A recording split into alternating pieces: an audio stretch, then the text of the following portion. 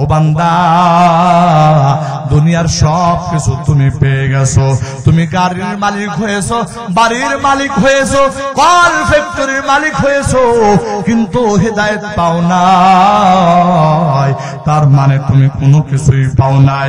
পক্ষান্তরে তুমি দুনিয়া পাও নাই, তুমি বাড়ি পাও নাই, ঘর পাও নাই, জায়গা সম্পত্তি পাও নাই, কিন্তু তুমি আল্লাহ পেয়ে গেছো, হেদায়েত পেয়ে গেছো।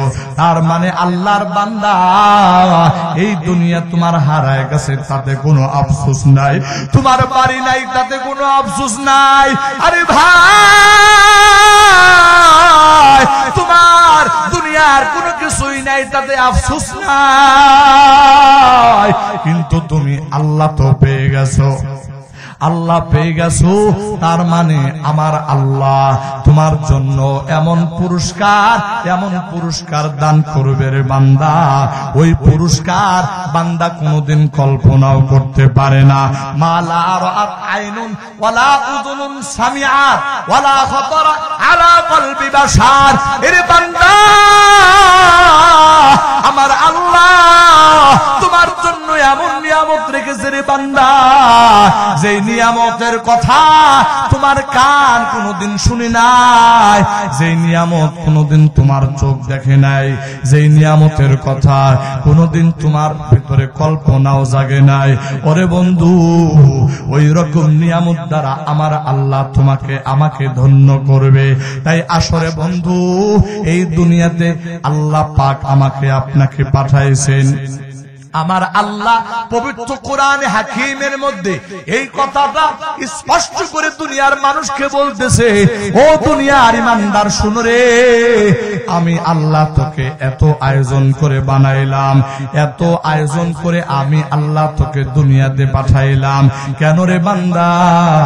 আল্লাহ আমার আল্লাহ পবিত্র কোরআনে হাকিমের সূরাতুল মুলক 29 নাম্বার পারা, সূরাতুল মুলকের 2 নাম্বার আয়াত, আমার আল্লাহ এই কথাটা দুনিয়ার মানুষকে বলতেছেন, আল্লাযী খালাকাল মাউতা ওয়াল হায়াতা লিয়াবলুয়াকুম আইয়ুকুম আহসানু আমালা ওয়া হুয়াল আজিজুল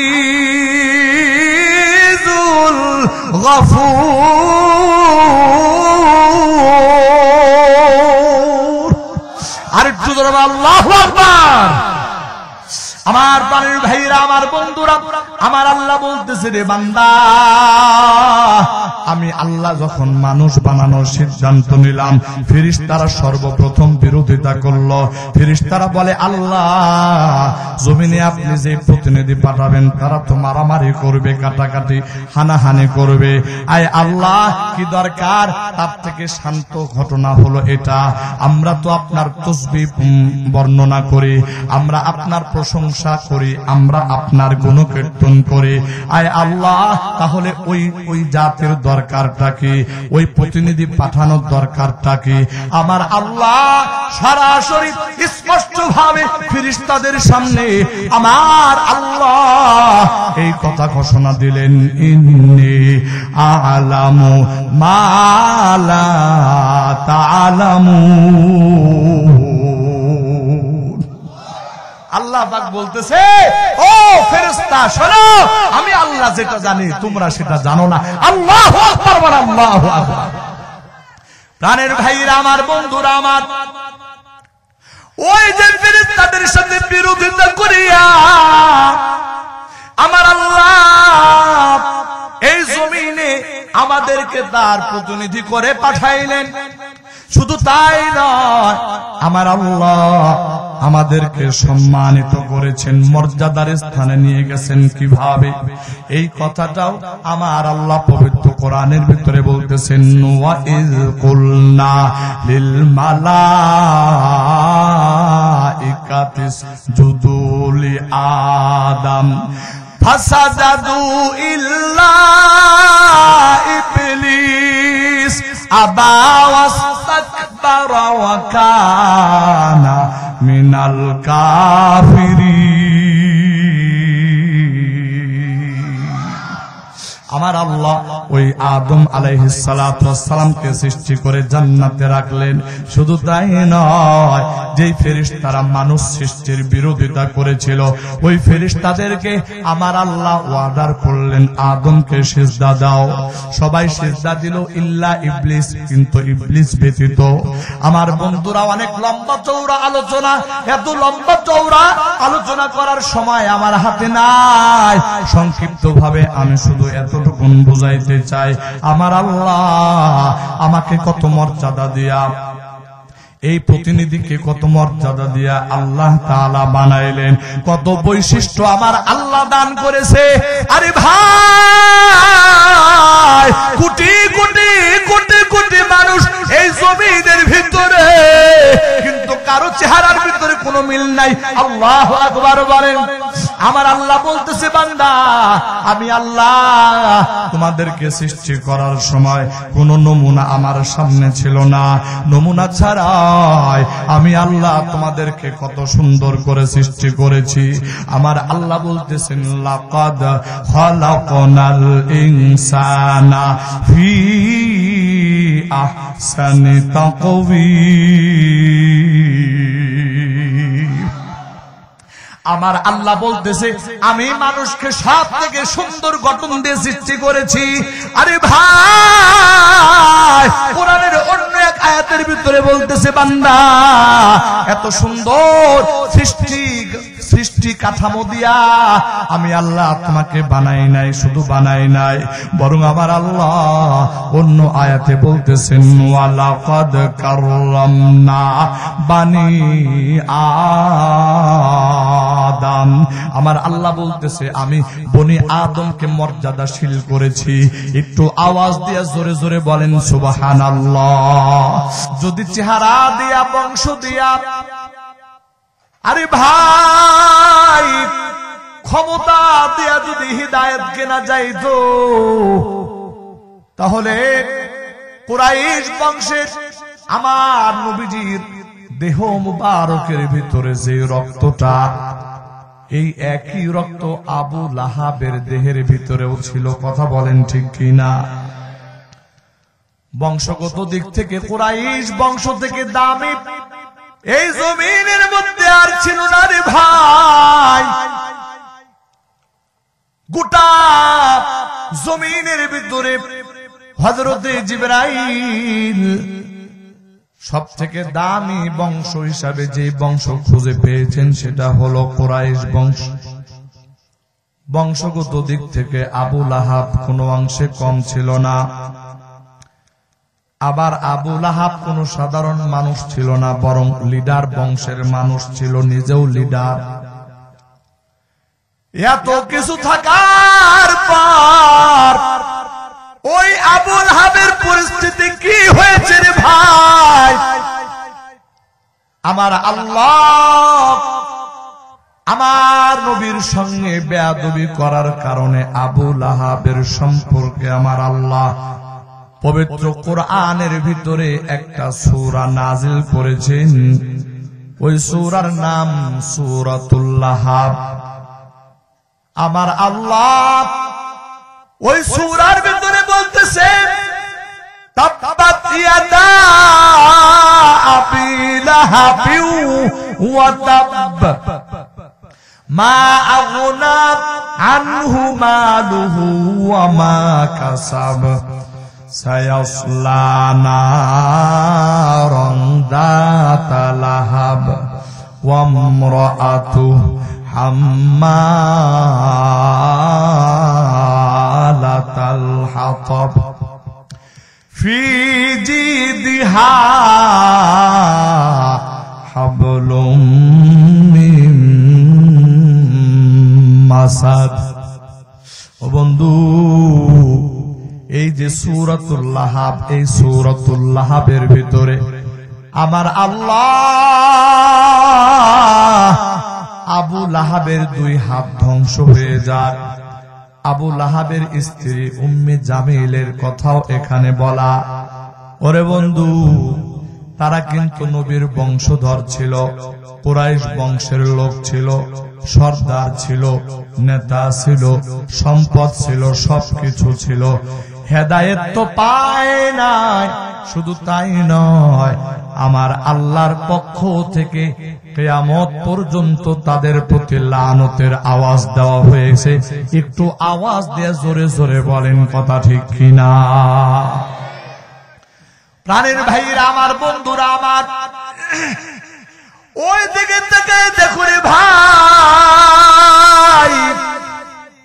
হযরত সালমান ফারসি রাদিয়াল্লাহু তাআলা আনহু সুদূর পারস্য দেশ থেকে এসেছে।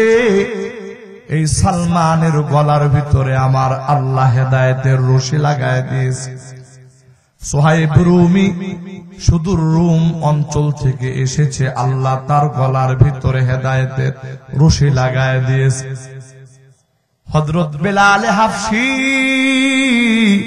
রাদিয়াল্লাহু তাআলা আনহু, আল্লাহ এই আফ্রিকান দেশ থেকে বেলাল এই পবিত্র জমিনে আসার পরে আমার আল্লাহ ওই বেলাল যে কিনা কৃতদাস ছিল, যার চেহারা কোনো সৌন্দর্য ছিল না, যে কিনা এত এত এত নিচু ছিল রে ভাই, আরবের লোকেরা যারে কোনো দাম দিত না, অথচ পরবর্তীতে আমার আল্লাহ যখন এই বেলাল হাফসিকে দ্বীনের জন্য কবুল করে নিলেন, তার গলার ভিতরে হেদায়েতের রশি যখন আমার আল্লাহ লাগায় দিয়েছি, তখন আমার আল্লাহ বিলাল দুনিয়ার জমিনে হাঁটে, আর জান্নাতের ভিতরে বিলালের পায়ের আওয়াজ শোনা যায়। আল্লাহু আকবার, আল্লাহু আকবার। রানের ভাইরা আমার, বন্ধুরা আমার, এই জন্যই তো বলা হয়, ওরে আল্লাহর বান্দা গভীর মনোযোগ দিয়ে কতগুলি শুনো রে ভাই, এই যে দ্বীনের কথা হইতেছে, হক্কানি উলামায়ে কিরাম যেই জায়গার ভিতরে আসবে রে ভাই, তাদের নূরানি চেহারার দিকে তাকায়া, এই যে মাদ্রাসার তালিবুল ইলম তাদের নূরানি চেহারার দিকে তাকায়া, আল্লাহর বান্দারা কুরআনের প্রতি মুহাব্বত নিয়া, ভালোবাসা নিয়া, মসজিদ মাদ্রাসার প্রতি মুহাব্বত আর ভালোবাসা নিয়া যখনই বান্দা দিলটা উজাড় করে এই রকম মজমার ভিতরে বসে যায়, তখন হয়তো বা আমার আল্লাহ হযরত উলামায়ে কেরামের জবান থেকে এমন কোন কথা বাহির করে দিতে পারেন, যেই কথা আমার আপনার হেদায়েতের জন্য জরিয়া হয়ে যেতে পারে। কথা আওয়াজ দিয়ে বলেন ঠিক কিনা? আপনারা মনে হয় আমার উপর একটু রাগ রাগ বোঝা যাইতেছে। হ্যাঁ, যদি রাগ করতেন তাহলে তো এই বছর আর আশা হইতো না, বোঝা যাইত। গত বছর আসছিলাম না, আল্লাহ নিয়ে আসছিল, তো যদি রাগ করতেন তাহলে তো এই বছর আসার প্রশ্নই হইতো না, দাওয়াতই দিতেন না। কর্তৃপক্ষ দাওয়াত দিয়েছে মানে আপনাদের কাছে সমর্থন ছিল, কথা ঠিক। আপনারা একটু ভালোবাসা দিয়েছেন, এজন্যই তো আশা হয়েছে। আপনাদের চেহারাটার ভিতরে একটু হাসি হাসি ভাব করে বসেন না, এমন ভাবে বসে আছেন দেখে ভয় লাগতেছে, মনে হয় আমি কথা বলতেছি আর আপনাদের ভিতরে শুধু রাগ আসতেছে, এরকম কিছু। হ্যাঁ, তাহলে আমরা সবাই খুশি তো ইনশাআল্লাহ। আজ এই ময়দানে আমরা যত মুসলমান একত্রিত হয়েছি, শেষ পর্যন্ত যত মুমিন ইমানদার এখানে আসবে, আজকের এই মাহফিল খানা প্রত্যেকের জন্য হিদায়াতের জরিয়া বানায়া দিন। জবান খুলে খুলে বলুন আমিন। আজকে প্রতিজ্ঞা করে যাবেন, আজকে কিছু প্রতিজ্ঞা করে যেতে হবে ইনশাআল্লাহ। আমি বলতেছিলাম কার কথা, কোন সময় হেদায়েত চলে আসবে আল্লাহর বান্দা। এই দুনিয়ার বিখ্যাত একজন বাদশা ছিল রে ভাই, তার নাম ছিল বাদশা ইব্রাহিম ইবনে আদহাম। একেবারে দুনিয়াদার একজন বাদশা ছিল রে ভাই। আমি বলতেছিলাম কোন কথায় কার হেদায়েত চলে আসে এটা বলা যায় না, ও বন্ধু, বাদশাহ ইব্রাহিম ইবনে আদহামের জীবনে এমন দুইটা ঘটনা ঘটে গেছে। এই দুইটা ঘটনার কারণে ওই বাদশাহ ইব্রাহিম ইবনে আদহাম দুনিয়াদারি জিন্দেগি ছেড়ে দিয়া, রাজত্ব ছেড়ে দিয়া, বাদশাহী ছেড়ে দিয়া আমার আল্লাহর পথে চলেছে। চলতে চলতে এমন ভাবে আহলুল্লাহ হয়ে গেছে, এমন ভাবে আল্লাহওয়ালা হয়ে গেছে। আল্লাহর ওলিদের নাম যখন আমি আর আপনি স্মরণ করি, এই আল্লাহর ওলিদের কাতারে সর্ব উঁচু স্তরের দিকে যত নাম আছে, এই নামগুলির ভিতরে বাদশাহ ইব্রাহিম ইবনে আদহামের নাম আছে। একটু আওয়াজ দেয়া জোরে জোরে বলেন সুবহানাল্লাহ। প্রাণের ভাইরা আমার, ওই বাদশাহ ইব্রাহিম ইবনে আদহাম যখন বাদশাহী করত রে ভাই, ওই সময়কার ঘটনা এইরকম ভাবে আল্লাহর বান্দা তার একটা অভ্যাস ছিল শিকার কাজে অংশগ্রহণ করা। শিকার করা এটা তার একটা মারাত্মক নেশা ছিল। ওরে বন্ধু, হযরত বাদশাহ ইব্রাহিম ইবনে আদহাম শিকার কাজে বের হয়ে গেছেন। তার রাজপ্রাসাদে যেখানে তিনি বসবাস করেন, যেই জায়গার ভিতরে রাজমহল, যেই জায়গাটার ভিতরে তিনি আরাম করেন, এই জায়গা সব সময় এটাকে পরিপাটি করে রাখার জন্য অনেকগুলো বাদী তারা কাজে নিয়োজিত থাকত। বন্ধুরা আমার, এই বাদীগুলোর ভিতরে এমন একজন বাদী ছিল রে ভাই, যেই বাদী ছিল বাদশার বড় কাছের বান্দি ছিল, বড় কাছের বান্দি। বাদশাহ যখন এই রকম ভাবে শিকার কাজে চলে গেছে, এবার ওই বাদী বাদশাহের আরাম আয়েশের জন্য তিনি তার রাজপ্রাসাদের জায়গাটা, মহলটা সুন্দর করে পরিপাটি করে, সুন্দর করে আয়োজন করে গুছায় গাছায় রাখার জন্য দায়িত্ব পালন করতেছে। আমার প্রাণের ভাইরা, আমার বন্ধুরা, ওই পরিস্থিতি এমন হয়ে গেছে রে ভাই, স্বয়ং বাদশাহ ইব্রাহিম ইবনে আদহাম যেই বিছানার ভিতরে ঘুমায়, ওই বিছানা নিজের হাত দিয়া পরিপাটি করতেছে। আর বিছানাটার ভিতরে হাত লাগায়, যেখানে হাত লাগায় দেখে একেবারে নরম তুলতুলে বিছানা। এত নরম, এত তুলতুলে বিছানা, বাদী গরিব মানুষ জীবনে এই রকম বিছানায় কোনদিন ঘুমাবে তো দূরের কথা, দুঃস্বপ্নের ভিতরেও এই রকম বিছানা কল্পনা করতে পারে নাই। বন্ধুরা আমার, বাদশার রাত পর্যন্ত গুছাইতে গিয়া বাদীর মনের ভিতরে চিন্তা চলে আসছে, আহারে কত নরম, কত সুন্দর বিছানা। এই নরম সুন্দর বিছানার ভিতরে বাদী তার মনের ভিতরে একটু শখ জেগে গেছে। এই রাজমহলে, রাজপ্রাসাদে এটাকে পরিপাটি করে রাখার দায়িত্ব আমার। আমি ছাড়া বাদশার এই রাজপ্রাসাদের ভিতরে আর কারো ঢোকার প্রবেশের অনুমতি নাই।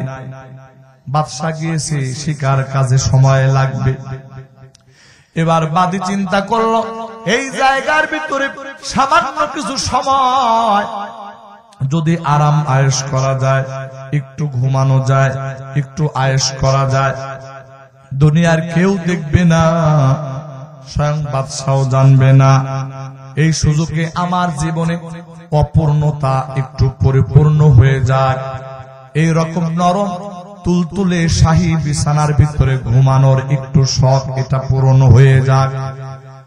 বন্ধুরা আমার, এবার রাজপ্রাসাদের বাদী ওই বাদশাহ ইব্রাহিম ইবনে আদহাম যেই বিছানার ভিতরে ঘুমান, ওই বিছানার ভিতরে এক কর্নার দিয়া ওই বাদী একটু শুয়ে পড়ছে। সারাদিন কাজ করতে করতে ক্লান্ত বদন নিয়া ওই আরামদায়ক বিছানার ভিতরে যখন শুয়ে পড়েছি, আরামদায়ক বিছানার ভিতরে শুয়ে পড়ার সঙ্গে সঙ্গে রাজ্যের ঘুম বাদীর চোখের ভিতরে নেমে আসছে। বাদী তো ঘুমায় গেছে। ঘুম তো যেন তেন ঘুম নয়, বরং আর ঘুমের ভিতরে একটা গভীরতা চলে আসছে, গভীর ভাব চলে আসছে। একেবারে কঠিন গভীর ঘুমের মধ্যে চলে গেছে। 1 ঘন্টা 2 ঘন্টা 4 ঘন্টা 5 ঘন্টা পার হয়ে যায়, বাদীর ঘুম তো ভাঙে না। বাদশাহ ইব্রাহিম ইবনে আদহাম এবার তিনি রাজপ্রাসাদে ফিরে আসছেন। তিনি এই রকম শিকার কাজ সমাপ্ত করিয়া রাজপ্রাসাদের ভিতরে যখন চলে আসছে রে বন্ধু, রাজপ্রাসাদের ভিতরে আসার পরে তিনি ক্লান্ত পরিশ্রান্ত নিজের রাজপ্রাসাদে প্রবেশ করেছেন, আরাম করবেন। বিছানার দিকে তাকাইয়া ওই বাদশাহ ইব্রাহিম ইবনে আদহাম তার চোখ বড় বড় হয়ে গেছে, বিশ্বাস করতে পারতেছি না। আমার এই বিছানার ভিতরে সামান্য একজন বাদী ঘুমাইতে পারে, এটা যেন বাদশাহ ইব্রাহিম ইবনে আদহাম নিজের চোখে দেখেও বিশ্বাস করতে পারতেছেন না। যখন তিনি বিশ্বাস করলেন যে না, তিনি যা দেখছেন সত্যই দেখছেন, বাস্তব দেখছেন, তখন বাদশাহ ইব্রাহিম ইবনে আদহাম শাহী চাবুক তার হাতের মধ্যে নিয়া ওই যে ঘুমিয়ে থাকা বাদীকে গিয়ে পিটাইতে আরম্ভ করেছে, প্রহার করতে আরম্ভ করেছে। গভীর ঘুম, একেবারে ঘুমের ভিতরে যখন তার পিঠের উপরে চাবুকের আঘাত একের পরে এক পড়ছে, আমার প্রাণীর ভাইরা ঘুম ভেঙে গেছে, ধরফর করে উঠে বিছানায় বসে গেছে। চোখ খোলার পর যে দৃশ্য দেখলো, দৃশ্য দেখার পর বান্দি অজ্ঞান হয়ে যাওয়ার অবস্থা।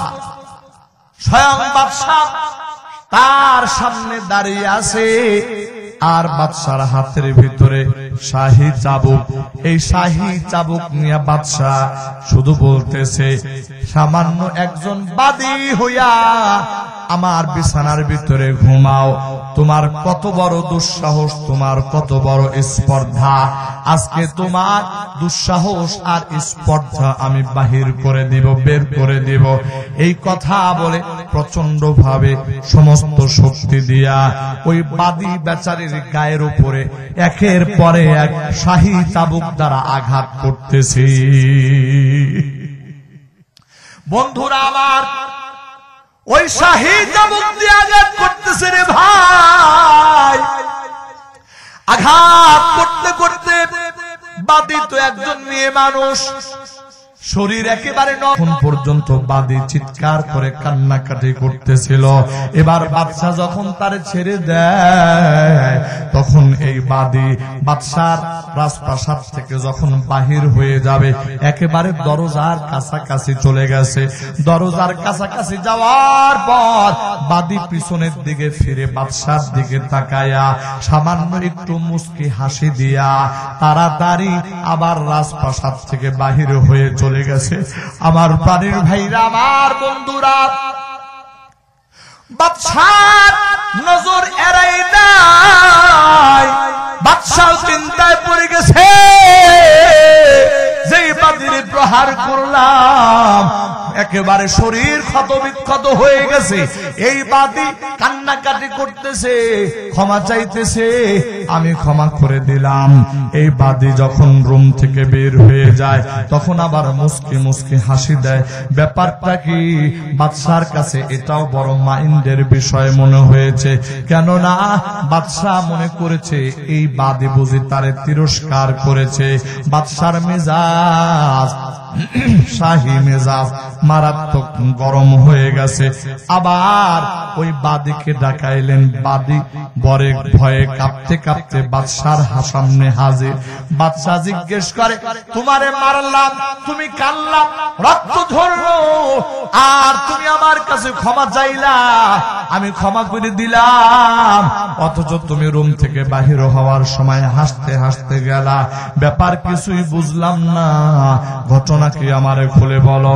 বাদী বলতেছে, বাদশা জাহাপনা, বেয়াদবি মাফ করবেন, আমার এত দুঃসাহস নয়, এই ঘটনা আমি আপনার কাছে বলবো।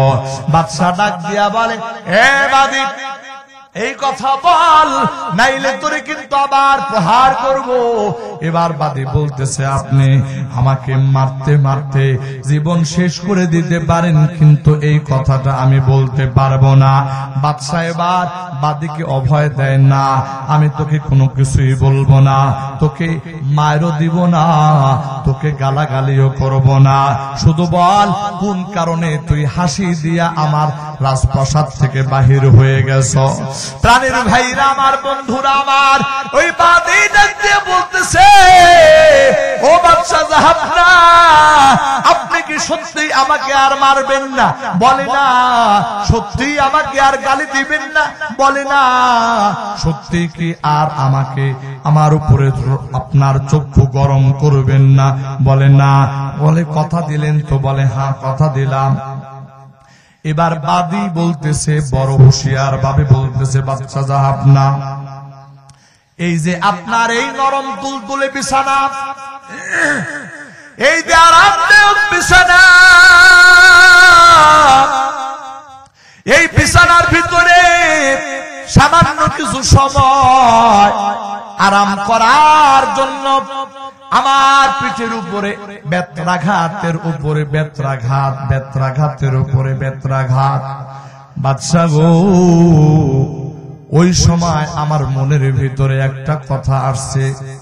বলে কি কথা? বলে কথা হলো, যারা এইরকম একটা বিছানার ভিতরে সামান্য সময় আরাম করার বদৌলতে যদি এটা শাস্তি হয়, তাহলে এইরকম বিছানার ভিতরে যারা যুগের পরে যুগ আরাম করে করে কাটায় দিয়েছে, আমার আল্লাহ নাফরমানি করেছে, এই বিছানার ভিতরে ঘুমাইয়া ঘুমাইয়া গুনাহ করেছে, আমার আল্লাহর নাফরমানি করিয়া যুগের পরে যুগ এই বিছানায় আরাম যারা করেছে, না জানি আল্লাহর আদালতে যেদিন এই লোকগুলো দাঁড়ায়া যাবে, আমার মনটা বলে ওই সময় আজকে আমি যেমন সামান্য সময় এখানে আরাম করার কারণে কত বেত্রাঘাত আমাকে সহ্য করতে হয়েছে, আমি মনে করেছি এই বেত্রাঘাত তো দুনিয়ার আঘাত, এই আঘাতের দ্বারা আমি দুনিয়াতে সামান্য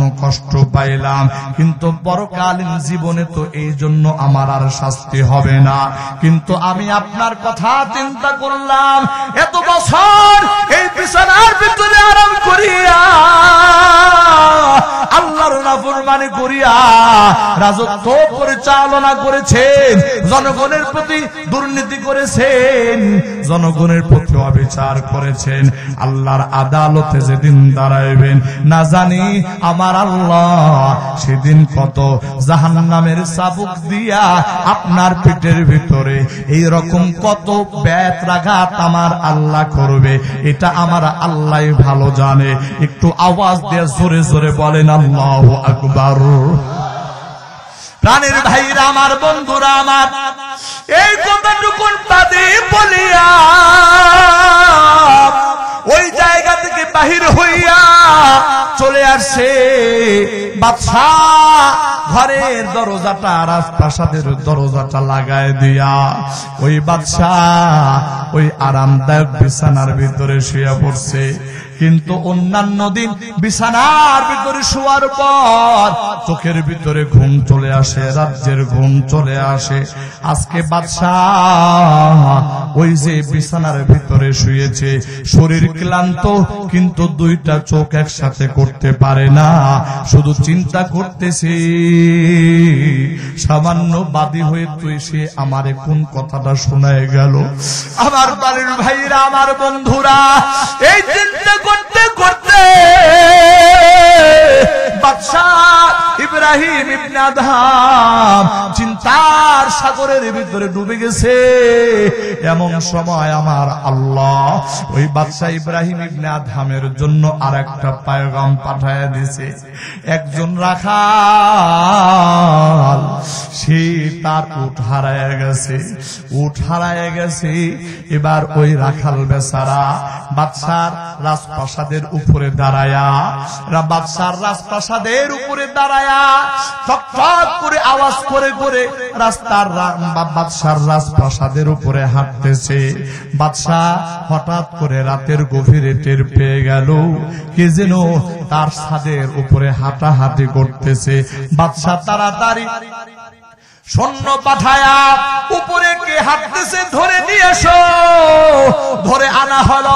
এবার বাদশা জিজ্ঞেস করে, রাত এত গভীর, তুমি আমার রাজপ্রাসাদের উপরে কি জন্য আসছো? এবার ওই রাখাল ডাক দিয়া বলে, বাদশা জাহাপনা, আমার উট হারায়া গেছে, আমার উট হারায়া গেছে। আমি আমার উটের সন্ধানে আপনার রাজপ্রাসাদের ছাদে এসেছি। এবার বাদশা ধমক দেয়, এ বেটা আহমদ, উট হারায়া গেছে, এই উট খোঁজ করবা বাজারে, উট হারায়া গেছে, এটা খোঁজ করবা জঙ্গলে, উট হারায়া গেছে, এটা খোঁজ করবা রাস্তাঘাটে, কিন্তু এই উট হারায়া গেছে। এই উট খোঁজার জন্য তুমি রাজপ্রাসাদের ছাদের উপরে চলে আসছো। ওরে আহাম্মক, তোর মতো আহাম্মক তো এই দুনিয়াতে আমি আর দেখি নাই। এবার ওই রাখাল ডাক দিয়া বলে, ও বাদশা জাহাপনা, আমার উট হারায়া গেছে। এই উট যদি জঙ্গলে না খুঁজে, এই উট যদি বাজারে না খুঁজে, এই উট যদি বাদশার রাজপ্রাসাদের ছাদের উপরে খোঁজার কারণে আমি যদি আহাম্মক হই, তাহলে আপনি আরো বড় আহাম্মক। কেননা এইরকম আরামদায়ক বিছানার ভিতরে, এইরকম শাহী বিছানার ভিতরে শুইয়া, এইরকম রাজপ্রাসাদের ভিতরে শুইয়া আপনি আল্লাহরে খুঁজতেছেন, এই জায়গা তো আমার আল্লাহ পাওয়া যায় না। আল্লাহু আকবার, আল্লাহু আকবার। প্রাণের ভাইরা, আমার বন্ধুরা আমার, এই দুইটা কথা যখন বাদশার কান পর্যন্ত পৌঁছে গেছে, ওরে বন্ধু, বাদশার ভিতরে কিন্তু এইরকম তোলপাড় শুরু হয়ে গেছে, তোলপাড়। বাদশা এবার চিন্তায় পড়ে গেল, হ্যাঁ কথা তো বাস্তব। যখন এই কথা বুঝে আসছে, আর এক মুহূর্ত বাদশা দেরি করে নাই, উজির মন্ত্রী আমলা যারা সকলকে ডাকলেন, জরুরি বৈঠকের আয়োজন করলেন। ডাক দেয়া বললেন, আমি তো বাদশা, কিন্তু আমার উপরেও বাদশা আছে, যিনি আমার উপরের বাদশা, আমি একটু তার গোলামি করতে চাই। এই দুনিয়ার বাদশাহী আমার দরকার নাই, এই নাও বাদশাহী।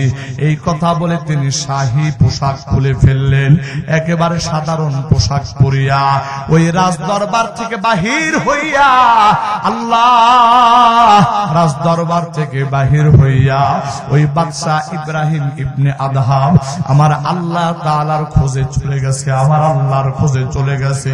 আমার আল্লাহ কুদরতি ভাবে ওই বাদশা ইব্রাহিম ইবনে আদহাম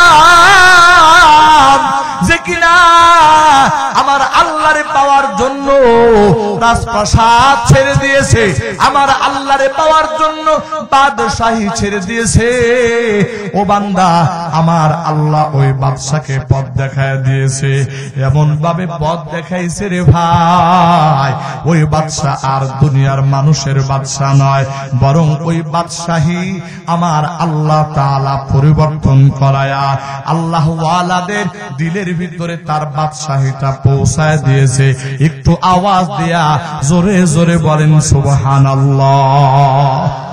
প্রাণের ভাইরা আমার, বন্ধুরা আমার, এই কথাটুকু বলতে চাই, ওরে আল্লাহর বান্দা, এই যে দ্বীনি কথা শোনার জন্য ময়দানে হাজিরা দিয়েছো রে ভাই, এমন কোন কথা আমি অদম গুনাহগারের জবান থেকে আসতে পারে রে ভাই? এমন কিছু কথা কিফায়াতুল্লাহ আজহারি সাহেব অনেক বড় আলেম, আল্লাহওয়ালা মানুষ, এমন কিছু কথা তাদের জবান থেকে চলে আসতে পারে যে কথাগুলি আমার আপনার জন্য হেদায়েত হয়ে যেতে পারে। একটু আওয়াজ দেয়া জোরে জোরে বলেন কথা ঠিক কিনা? আমার বাড়ির ভাইরা, আমার বন্ধুরা, এই জিনিসটাই সব থেকে দামি রে ভাই, এটাই তো বড় দামি। আল্লাহর বান্দা, আল্লাহ তাআলার কাছে যদি তুমি হিদায়াত পায়া যাও তাহলেই তো তোমার দাম। আর যদি হিদায়াত না পাও, ও বান্দা, দুনিয়ার সব কিছু তুমি পেয়ে গেছো, তুমি গাড়ির মালিক হয়েছো, বাড়ির মালিক হয়েছো, কল ফ্যাক্টরির মালিক হয়েছো, কিন্তু হিদায়াত পাও নাই, তার মানে তুমি কোনো কিছুই পাও নাই। পক্ষান্তরে তুমি দুনিয়া পাও নাই, তুমি বাড়ি পাও নাই, ঘর পাও নাই, জায়গা সম্পত্তি পাও নাই, কিন্তু তুমি আল্লাহ পেয়ে গেছো, হেদায়েত পেয়ে গেছো। তার মানে আল্লাহর বান্দা, এই দুনিয়া তোমার হারায় গেছে তাতে কোনো আফসোস নাই, তোমার বাড়ি নাই তাতে কোনো আফসোস নাই। আরে ভাই, তোমার দুনিয়ার কোনো কিছুই নাই তাতে আফসোস নাই, কিন্তু তুমি আল্লাহ তো পেয়ে গেছো, আল্লাহ পেয়ে গেছো। তার মানে আমার আল্লাহ তোমার জন্য এমন পুরস্কার দান করবে রে বান্দা, ওই পুরস্কার বান্দা কোনদিন কল্পনাও করতে পারে না। মালা রাআত আইনুন ওয়ালা উযুনুন সামিআত ওয়ালা খাতারা আলা কলবি বাশার। এরে বান্দা, আমার আল্লাহ তোমার জন্য এমন নিয়ামত রেখেছে রে বান্দা, যে নিয়ামতের কথা তোমার কান কোনদিন শুনে নাই, যে নিয়ামত কোনদিন তোমার চোখ দেখে নাই, যে নিয়ামতের কথা কোনদিন তোমার ভিতরে কল্পনাও জাগে নাই। ওরে বন্ধু, ওই রকম নিয়ামত দ্বারা আমার আল্লাহ তোমাকে আমাকে ধন্য করবে। তাই আসরে বন্ধু, এই দুনিয়াতে আল্লাহ পাক আমাকে আপনাকে পাঠাইছেন। আমার আল্লাহ পবিত্র কোরআনে হাকিমের মধ্যে এই কথাটা স্পষ্ট করে দুনিয়ার মানুষকে বলতেছে, ও দুনিয়ার ইমানদার শুনো রে, আমি আল্লাহ তোকে এত আয়োজন করে বানাইলাম, এত আয়োজন করে আমি আল্লাহ তোকে দুনিয়াতে পাঠাইলাম। কেন রে বান্দা? আল্লাহ আমার আল্লাহ পবিত্র কোরআনে হাকিমের সূরাতুল মুলক 29 নম্বর পারা, সূরাতুল মুলকের 2 নম্বর আয়াত, আমার আল্লাহ এই কথাটা দুনিয়ার মানুষকে বলতেছেন, আল্লাযী খালাকাল মাউতা ওয়াল হায়াতা লিয়াবলুয়াকুম আইয়ুকুম আহসানু আমালা ওয়া হুয়াল আজিজুল গফুর। আরেকটু জোরে আল্লাহু আকবার। আমার প্রাণের ভাইরা, আমার বন্ধুরা, আমার আল্লাহ বলতেছে রে বান্দা, আমি আল্লাহ যখন মানুষ বানানোর সিদ্ধান্ত নিলাম, ফেরেশতারা সর্বপ্রথম বিরোধিতা করলো। ফেরেশতারা বলে, আল্লাহ জমিনে আপনি যে প্রতিনিধি পাঠাবেন তারা তো মারামারি করবে, কাটাকাটি হানাহানি করবে। আয় আল্লাহ, কি দরকার? তার থেকে শান্ত ঘটনা হলো এটা, আমরা তো আপনার তাসবিহ বর্ণনা করি, আমরা আপনার প্রশংসা করি, আমরা আপনার গুণকীর্তন করি। আয় আল্লাহ, তাহলে ওই জাতির দরকার দরকারটা কি, ওই প্রতিনিধি পাঠানোর দরকারটা কি? আমার আল্লাহ সরাসরি স্পষ্ট ভাবে ফেরেশতাদের সামনে আমার আল্লাহ এই কথা ঘোষণা দিলেন, ইন্নী আ'লামু মা লা তা'লামুন। আল্লাহ পাক বলতেছে, ও ফেরেশতা শোনো, আমি আল্লাহ যেটা জানি তোমরা সেটা জানো না। আল্লাহু আকবার বল, আল্লাহু আকবার। প্রাণের ভাইরা আমার, বন্ধুরা আমার, ওই যে ফেরেশতাদের সাথে বিরোধিতা করিয়া আমার আল্লাহ এই জমিনে আমাদেরকে তার প্রতিনিধি করে পাঠাইলেন। শুধু তাই নয়, আমার আল্লাহ আমাদেরকে সম্মানিত করেছেন, মর্যাদার স্থানে নিয়ে গেছেন। কিভাবে? এই কথাটাও আমার আল্লাহ পবিত্র কোরআনের ভিতরে বলতেছেন, ওয়া ইয কুলনা লিল মালাইকাতি ইসজুদু লি আদম ফাসাজাদু ইল্লা ইবলিস আবা ওয়াস্তাকবারা ওয়া কানা মিনাল কাফিরিন। আমার আল্লাহ ওই আদম আলাইহিস সালাতু ওয়াস সালামকে সৃষ্টি করে জান্নাতে রাখলেন। শুধু তাই নয়, যেই ফেরেশতারা মানুষ সৃষ্টির বিরোধিতা করেছিল, ওই ফেরেশতাদেরকে আমার আল্লাহ ওয়াদার করলেন, আদমকে সিজদা দাও। সবাই সিজদা দিল ইল্লা ইবলিস, কিন্তু ইবলিস ব্যতীত। আমার বন্ধুরা, অনেক লম্বা চওড়া আলোচনা, এত লম্বা চওড়া আলোচনা করার সময় আমার হাতে নাই। সংক্ষিপ্ত ভাবে আমি শুধু এতটুকু বুঝাইতে চাই, আমার আল্লাহ আমাকে কত মর্যাদা দিয়া, এই প্রতিনিধিকে কত মর্যাদা দিয়া আল্লাহ তাআলা বানাইলেন, কত বৈশিষ্ট্য আমার আল্লাহ দান করেছে। আরে ভাই,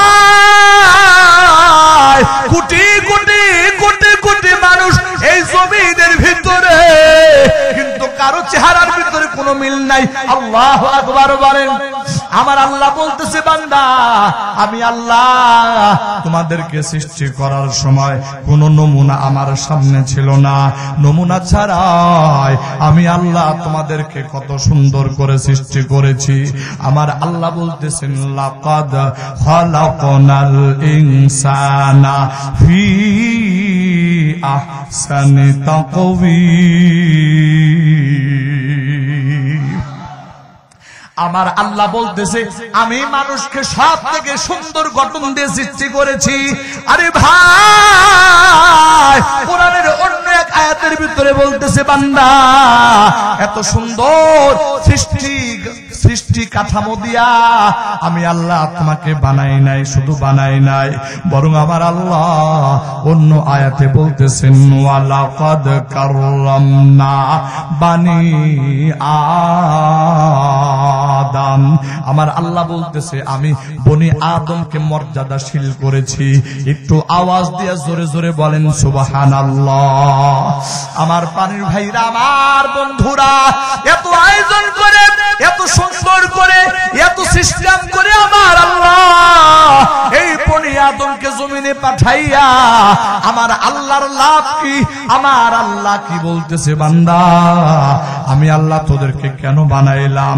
কি ভাবছো তোমরা কি মনে করছো এই যে আয়োজন করিয়া, ফেরেশতাদের বিরোধিতা করিয়া, ফেরেশতাদেরকে দিয়া সম্মান করায়া, ও বান্দা এই জমিনের ভিতরে যত মাখলুক আছে, সর্বশ্রেষ্ঠ মাখলুকের মর্যাদা দিয়া আমি আল্লাহ দুনিয়াতে তোকে পাঠাইলাম, এটাকে এমনি এমনি নাকি? আমার আল্লাহ পবিত্র কোরআনে হাকিমের মধ্যে বলতেছেন, আফা হাসিবতুম আন্নামা খালাকনাকুম আবাসা ওয়া আন্নাকুম ইলাইনা লা তুরজাউন।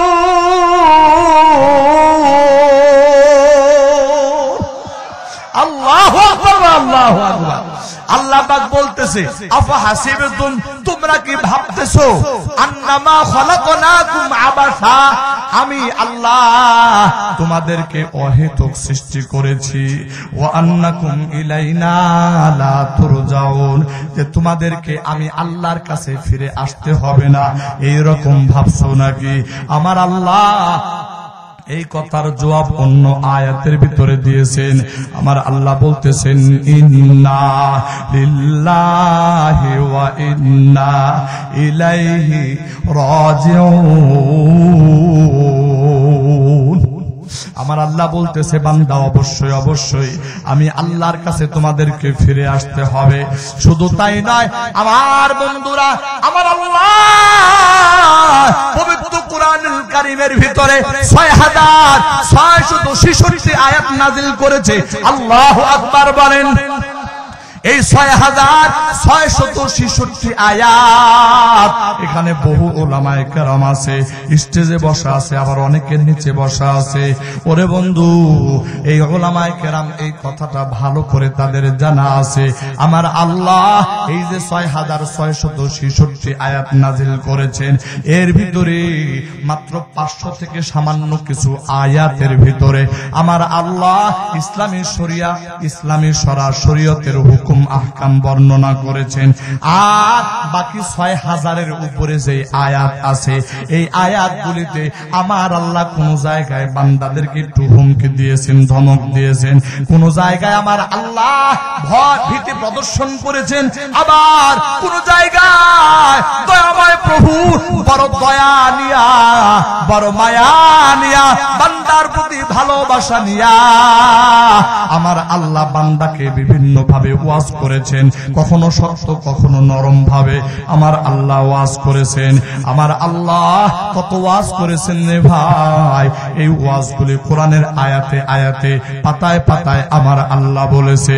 এই রকম একটা ওয়াজ আমার আল্লাহ দুনিয়ার মানুষকে সতর্ক করার জন্য বলতেছেন, মিনহা খালাকনাকুম ওয়া ফিহা নুঈদুকুম ওয়া মিনহা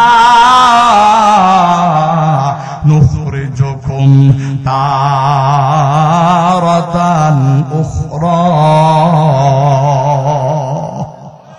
আমার আল্লাহ বলতেছে, এ দুনিয়ার মানুষ শোন, আমি আল্লাহ তোদেরকে মাটি থেকে বানাইছি, আবার এই মাটিতেই তোকে ফিরে যেতে হবে। এরপরে আল্লাহ বলতেছে যে মাটিতে পচে গলে ধ্বংস হয়ে যাবে, এরপরে যদি আর কোনো বিষয় না থাকতো তাহলে তো আর এত আয়োজনের দরকার ছিল না। বরং আমার আল্লাহ বলতেছে, বান্দা আমি আল্লাহ আবার তোদেরকে প্রথমবার নমুনাহীন জায়গা থেকে সৃষ্টি করেছি, তাহলে দ্বিতীয়বার আমি আল্লাহ তোমাদেরকে সৃষ্টি করতে কোনো অসুবিধা হওয়ার কথা না। আমি আল্লাহ দ্বিতীয়বার পুনরায় তোমাদেরকে জাগ্রত করে আমার আদালতে তোমাদেরকে দাঁড় করাবো। আল্লাহু আকবার বলেন, আল্লাহু আকবার। প্রাণের ভাইয়েরা আমার, বন্ধুরা আমার, এটাই তো বড় ভয়, এটাই তো বড় চিন্তার বিষয়।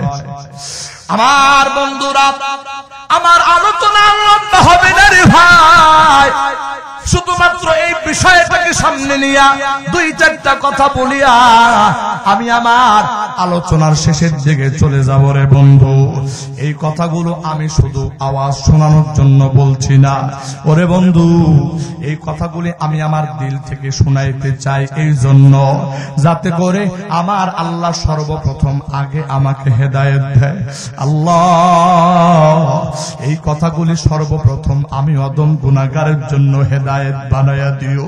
এরপরে এই কথাগুলির আওয়াজ যতদূর পর্যন্ত পৌঁছাইতেছে, আল্লাহ এই আওয়াজ তোমার বান্দাদের হেদায়েতের ওসিলা বানায়া দাও।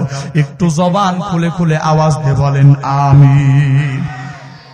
বন্ধুরা আমার, এই জায়গার ভিতরে তো টেনশন, এই জায়গার ভিতরে তো চিন্তা। মরার পরে যদি মাটির সঙ্গে মিলেমিশে একাকার হইতাম আর উঠানো না হইতো তাহলে তো কোনো চিন্তার দরকার ছিল না। কিন্তু আমাদেরকে আমার আল্লাহ তো আল্লাহর আদালতে হাজির করবে। কেন রে ভাই? আমার আল্লাহ বলতেছে বান্দা তোকে 60, 70, 80 বছর হায়াত দিলাম, এই হায়াতে তোমাকে একটা ডিউটিও দিয়েছিলাম, ডিউটি দিয়েছিলাম। ও বান্দা আমার ওই ডিউটিটা তুই কতটুকুন পালন করেছিস এই বিষয়টা আমি আল্লাহ পুঙ্খানুপুঙ্খু ভাবে তোদের কাছ থেকে হিসাব বুঝায় নিব। আমার আল্লাহ, আরে ভাই কেমন পরিস্থিতি হবে ওই দিন, নবীরা পর্যন্ত ইয়া নাফসি ইয়া নাফসি করতে থাকবে। আমার আপনার মতো সাধারণ মানুষের পরিস্থিতি কি হবে রে ভাই? আল্লাহু আকবার, এত ভয়ঙ্কর পরিস্থিতি হবে যেখানে সন্তান মায়ের পরিচয় দিবে না, মা সন্তানের পরিচয় দিবে না। যেই জায়গা বড় ভয়ঙ্কর হবে, মানুষের মাথার এক বিগত উপরে সূর্য থাকবে, মাথার মগজগুলি ভাতের পানির মতো টক করে পড়তে থাকবে রে ভাই। এত ভয়ঙ্কর পরিস্থিতি হবে। আমার আল্লাহ পবিত্র কোরআনে বলতেছেন ইয়াউমা লা ইয়ানফাউ মালু ওয়ালা বানুন। আমার আল্লাহ বলে বান্দা ওই দিনটা তোমার মাল কোনো কাজে আসবে না, তোমার সন্তান সন্ততি কাজে আসবে না। ওরে বন্ধু, ওই দিন আমার আল্লাহ যখন হিসাব নিকাশ শুরু করবে, আল্লাহর বান্দা আমার আল্লাহ হিসাব নিকাশ যখন শুরু করবে, ওই সময় আল্লাহর আদালতে সমস্ত নবী রাসূলগণ থাকবেন, তাদের সমস্ত নেক আমলগুলো সেদিন দেখা যাবে। ওরে বন্ধু, এরপরে নবীর উম্মতেরা দাঁড়ায়া যাবে। আরে বন্ধু, আমাদের নবীর উম্মত সাহাবা আজমাইনরা দাঁড়ায়া যাবে। হযরত আবু বকর, হযরত ওমর, হযরত আলী, হযরত উসমান, হযরতে বিলাল, হযরতে ওয়াহশী, এই রকম আল্লাহর নবীর সমস্ত সাহাবীরা দাঁড়ায়া যাবে। তারাও তাদের আমলনামাগুলির ভান্ডার আল্লাহর আদালতে খুলে দিবে। ওরে বন্ধু, ওই সময় আমরা আপনারা যারা সাধারণ মানুষ আছি, তাদের আমলনামার দিকে তাকায়া আমরা তখন আমাদের আমলনামা দেখব। দেখা যাবে আমাদের আমলনামার ভিতরে নামাজ নাই, দেখা যাবে আমার আমলনামার ভিতরে কোরআন তিলাওয়াত নাই রে ভাই, দেখা যাবে আমার আমলনামার ভিতরে জিকির নাই, আমার আমলনামার ভিতরে শুধু গুনাহ আর গুনাহ। ও বান্দা, এবার একটু চিন্তা ভাবনা করে দেখো, আল্লাহর আদালতে যখন তোমার আমলনামাটা প্রকাশ হবে, ওই সময় তোমার আমলনামার ভিতরে যদি অবস্থাটা এমন হয়, আল্লাহর আদালতে এই চেহারাটা নিয়ে বান্দা কেমন করে দাঁড়াইবা? আল্লাহ, একটু কি ভয় লাগে না? একটু কি ভয় লাগে না? আমার আল্লাহ, ওই দিন যদি একটা গুনার কারণে পাকড়াও করে রে বান্দা, ওই একটা গুনার কারণেই তো আমি আর আপনি আল্লাহর আদালতে যদি ধরা খেয়ে যায়, একটা মাত্র গুনার সাজা যদি আমার আল্লাহ দেওয়ার ইচ্ছা করে, আল্লাহর কসম, আল্লাহর কসম, এমন কোন বডি নাই, এমন কোন শক্তিশালী মানুষ নাই, আমার আল্লাহ দেওয়া আযাব সে বরদাস্ত করতে পারে। একটু আওয়াজ দিয়ে জোরে জোরে বলেন কথা ঠিক কিনা? আমার প্রাণের ভাইরা, আমার বন্ধুরা, এই বাস্তব কথাটাই আমি আপনাদের উদ্দেশ্যে বলতে চাই। হযরত ওমর রাদিয়াল্লাহু তাআলা আনহু, আল্লাহর নবী যাকে জান্নাতি বলে গেছে, আল্লাহু আকবার বলেন। শুধু তাই নয়, আমি শেষ নবী, আমার পরে আর কোন নবী নাই। এরপরে আল্লাহর রাসূল বলেছেন, যদি নবী হইতো তাহলে ওই নবী হওয়ার জন্য একেবারে যোগ্যতা সম্পন্ন একজন ব্যক্তি, সে হলো ওমর। আমার প্রাণের ভাইরা, এই ওমর রাদিয়াল্লাহু তাআলা আনহুর এত পাওয়ার, আমার আল্লাহর কাছে এত পছন্দনীয়। হযরত ওমর যদি কোন রাস্তা দিয়ে হেঁটে যাইতো, হক আর বাতিলের ক্ষেত্রে হযরত ওমর এত বড় দলিল হয়ে গেছে, হযরত উমরের ঈমান এমন পর্যায়ে পৌঁছে গেছে রে ভাই। এই ঈমানের কারণে আমার আল্লাহ হযরত উমরকে এত পাওয়ার দান করেছে। হযরত উমর যেই রাস্তা দিয়া চলতো ওই রাস্তা দিয়া শয়তান পর্যন্ত হাঁটার দুঃসাহস পাইত না। এত মর্যাদা যেই উমরের। ওরে ভাই,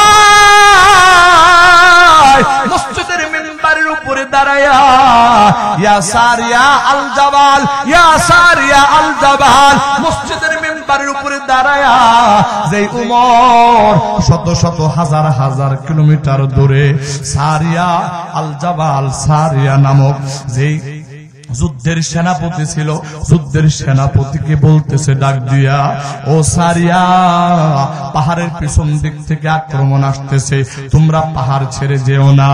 আমার প্রাণীর ভাইরা, আমার বন্ধুরা, যাকে আমার আল্লাহ এত সুন্দর এত অন্তর্দৃষ্টি দান করেছে রে ভাই, এই উমর রাদিয়াল্লাহু তাআলা আনহুর পরিস্থিতি কি? আল্লাহর নবীর ইন্তেকালের পরে হযরত আবু বকর খলিফাতুল মুসলিমিন, হযরত আবু বকরের ইন্তেকালের পরে হযরত উমর রাদিয়াল্লাহু তাআলা আনহু খলিফাতুল মুসলিমিন এই রকম ভাবে জনগণের ভিতরে যখন দ্বীনের সেবা দিতেছে, রাষ্ট্রীয় কার্যক্রম সুন্দরভাবে চলতেছে, ন্যায় বিচার চতুর্দিকে ন্যায় ইনসাফ প্রতিষ্ঠা হয়ে গেছে, অর্ধজাহান হযরত উমর ইবনুল খাত্তাব শাসন করতেছে। আমার প্রাণের ভাইরা, আমার বন্ধুরা, হঠাৎ করে মনের ভিতরে এই রকম যন্ত্রণা শুরু হয়ে গেছে। হযরত উমর রাদিয়াল্লাহু তাআলা আনহু হুযায়ফাতুল ইয়ামানের কাছে গেলেন, যা ডাক দিয়া বলতেছেন, হুযায়ফা, তোমার কাছে তো আল্লাহর রাসূল এই মদিনার যত মুনাফিক আছে লিস্টে তোমার কাছে ধরায় দিয়েছে। হুযায়ফা রে, আমি ওমরের নামটা কি ওই জায়গার ভিতরে আছে নাকি, মুনাফিকের দপ্তরের ভিতরে আছে নাকি? আমার প্রাণের ভাইরা, আমার বন্ধুরা, হযরত হুযায়ফা ডাক দিয়া বলেন, ও খলিফাতুল মুসলিমিন, এটা আমি আমার কাছে আল্লাহর রাসূল আমানত দিয়ে গেছে, এই ব্যাপারে আমি কোনো তথ্য দিতে পারবো না। হযরত উমর বাড়িতে চলে আসছেন, রাতের গভীর অন্ধকার, দুনিয়ার মানুষ ঘুমায় রে, রাতের বেলা ঝিরি ঝিরি করে বৃষ্টি পড়তেছে, প্রচন্ড এই রকম নিকোষ কালো অন্ধকার, এই রকম রাতের ভিতরে হযরত উমর বিছানায় শুয়ে আছে, কিন্তু চোখের ভিতরে ঘুম আসে না। কেন ঘুম আসে না? অস্থির অস্থির ভাব লাগতেছে। তিনি আবার বিছানা থেকে উঠে দরজাটা খুলিয়া এই গভীর রাত, নিকোষ কালো অন্ধকার রাত, হযরত হুযায়ফাতুল ইয়ামানের বাড়ির দরজার সামনে ডাক দিয়া বলে, বাড়ির দরজার সামনে নক দেয়, ভিতর থেকে আওয়াজ কে? বলে, আমি উমর। হুজুর, আপনি এত রাত্রিতে আবার আমার বাড়িতে কেন? দরজা খুলে দাঁড়ায়া বলতেছে, শোনো, মানুষের হায়াত মৌতের কথা তো বলা যায় না, আমি উমর যদি মারা যাই, এই রাতের অন্ধকারে যদি আমি উমর মারা যাই, আগামীকাল আমি উমরের জানাজার নামাজ অনুষ্ঠিত হবে।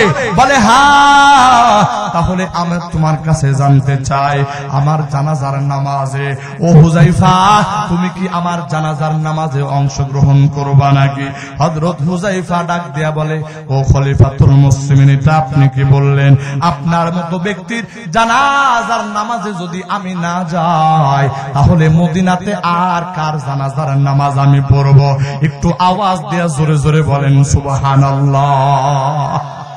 প্রাণের ভাইরা, আমার বন্ধুরা, আমার হযরত উমর রাদিয়াল্লাহু তাআলা আনহু এই কথা শোনার পর হযরতে হুযায়ফাকে জড়ায়া এই কথা বলতেছেন, হুযায়ফা রে, একটা বিষয়ে আমি এখন নিশ্চিত হয়ে গেলাম, আমার নবীজি তোমার ভিতরে যে রকম একটা লিস্ট দিয়েছিল মুনাফিকদের, আমি তো মনে করেছিলাম আল্লাহর রাসূলের ইন্তেকালের পরে, আল্লাহু আকবার, ওই লিস্টের ভিতরে আমি উমরের নামটা আছে কিনা এটা আমার জানতে ইচ্ছা করছিল, কিন্তু এখন তুমি যেটা বললা এটার দ্বারা আমি নিশ্চিত হয়ে গেলাম সেখানে আমার নাম নাই।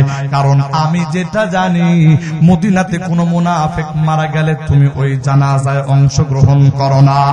আমার প্রাণের ভাইরা, আমার বন্ধুরা, এ ভাই, এই উমরকে রে ভাই, আল্লাহর রাসূল যার ব্যাপারে বলেছে আকাশের তারকা যেমন গুনাহ যায় না, আমার উমরের নেক আমলের সংখ্যা আল্লাহর ফেরেশতারা গুণে শেষ করতে পারবে না। ওরে বন্ধু, ওই উমরের ভিতরে যদি আমার আল্লাহর এত ভয় জাগে যায়, আমার আল্লাহর এত ভয় জাগ্রত হয়, হযরত হুযায়ফা ডাক দিয়া বলেন, ও খলিফাতুল মুসলিমিন, আল্লাহর রাসূল তো আপনারে জান্নাতি বলে গেছে, এরপরে আবার টেনশন কিসের? হযরত উমর ডাক দিয়া বলে, আল্লাহর রাসূলের ইন্তেকাল হয়ে গেছে, প্রথম খলিফা আবু বকরের ইন্তেকাল হয়ে গেছে, সময় পরিবর্তন হয়ে গেছে, আমি উমর না জানি এর ভিতরে এমন কোন অন্যায় করে থাকতে পারি, এই অন্যায়ের কারণে আমার নাম জান্নাতের দফতর থেকে কাটিয়া না জানি আমার আল্লাহ জাহান্নামের দফতরে আমার নামটা উঠায় দেয়। প্রাণের ভাইরা, আমার বন্ধুরা, আমার খলিফাতুল মুসলিমিন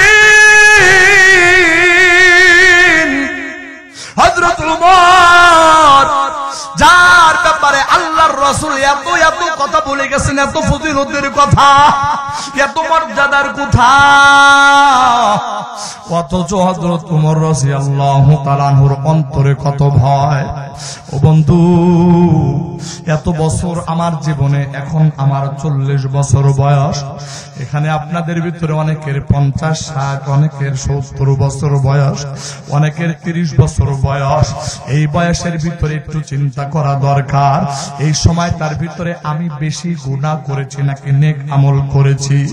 যদি আপনার হিসাব আপনার সামনে চলে আসে যে না, আমার গুনাহ তো বেশি হয়ে গেছে, নামাজহীন জীবন আমার বেশি হয়ে গেছে, সিজদাহীন সময় আমার জীবনে বেশি কেটে গেছে, কোরআন তিলাওয়াত ছাড়া, জিকির ছাড়া, আল্লাহর হুকুমের বিরোধিতা করিয়া আমার জীবনের বেশিরভাগ সময় কেটে গেছে, ওরে বন্ধু, মানুষের হায়াত মৌতের কথা তো বলা যায় না।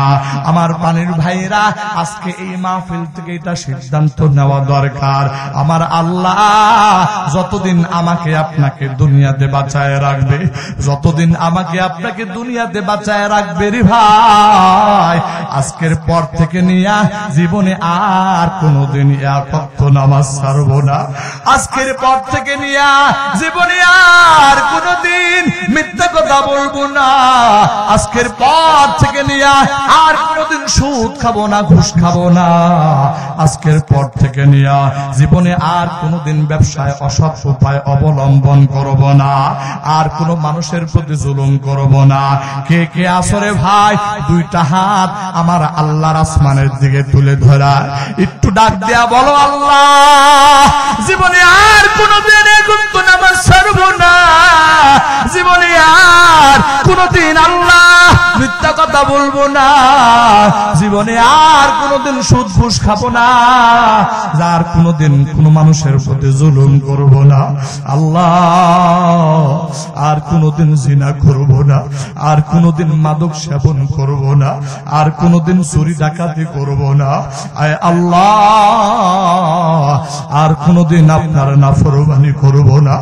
রব্বে কারীম, আপনার কুদরতি নজর দিয়ে তাকায় দেখেন আল্লাহ, আপনার বান্দাগুলি দুইটা হাত আসমানের দিকে উঠায় দিয়েছে, আল্লাহ দয়া করে আমাদের এই তওবাগুলি আপনি কবুল করে নেন। আল্লাহ জীবনে কত তওবা করেছি, আবার তওবা ভঙ্গ করেছি, আল্লাহ আজকে তওবা করতেছি গো মালিক, এই তওবার উপরে আমাদের সকলকে অটল থাকার তৌফিক দান করে দিও। একটু জবান খুলে আওয়াজ দিয়ে জোরে জোরে বলেন আমিন। আমার প্রাণের ভাইরা, আমার বন্ধুরা, গত বছর এই মাদ্রাসার মাহফিলে আমার আল্লাহ আমি অদম গুনাহগারকে আসার সৌভাগ্য দান করেছিলেন, আজও আবারও আপনাদের মাঝে আমি গুনাহগারকে আসার জন্য সৌভাগ্য দিয়েছে, এজন্য আমি আমার আল্লাহর কাছে শুকরিয়া আদায় করি।